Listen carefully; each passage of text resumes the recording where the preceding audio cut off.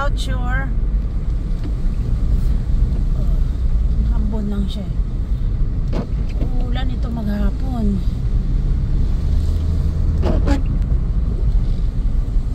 Diba? Kulimlim. So dito ang Horseshoe Beach.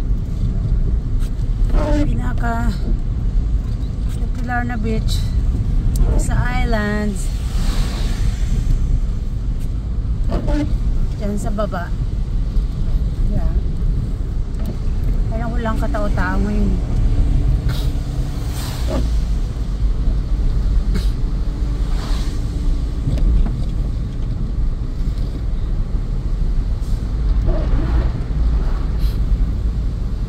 Diba ang ganda mag-drive kasi mga punong kahoy.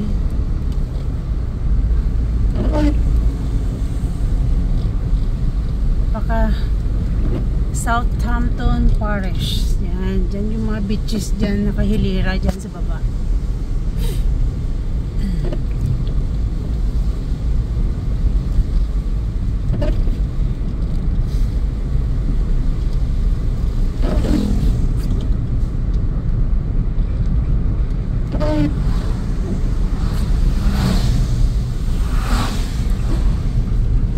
So, walang ka-traffic.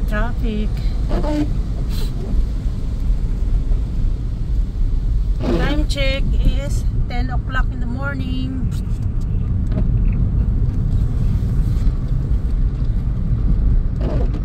So nilakad yung mga aso doon sa malapit sa Horseshoe, malapit doon sa beaches kasi pwede silang ilakad pag winter yung Warwick Long Bay.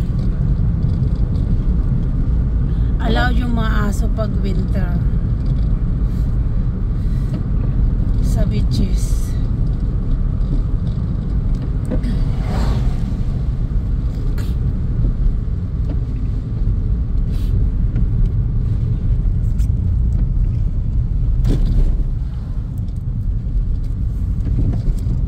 Diyan, mga bahay na kailira. Ang ganda tingnan. Sa hill sila.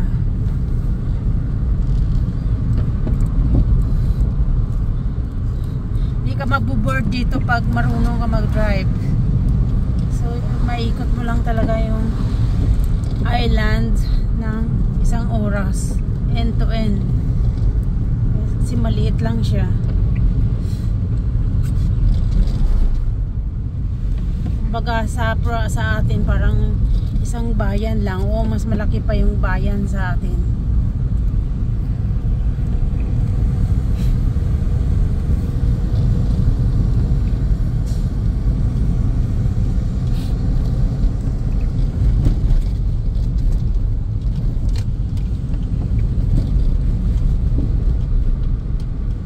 Solo, yan. Ito yung mga apartment, mga townhouse. So puro puno lang talaga guys, makikita ang dito kabila, kaliwa kanan.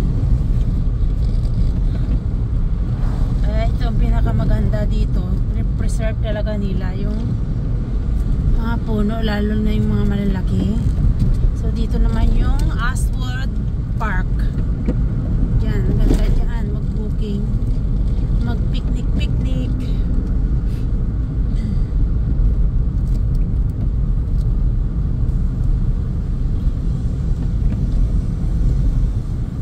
Uulan to maghapon eh.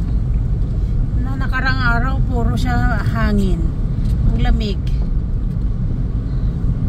Dito pag winter dito sa islands, ulan, saka yung mahangin, ganun siya eh. Hindi naman nag-i-snow.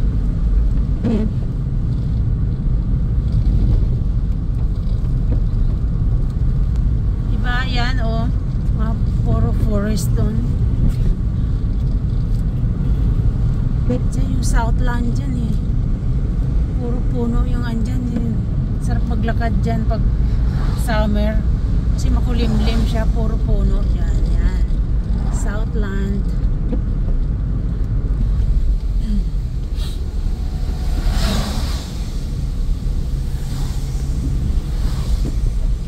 So ayan, Saka dyan dito yung pinaka-entrance. Ang ganda yung mga dyan. Yung car dito. Diba? Chill lang guys. Have a good day. Thank you for watching. Bye for now.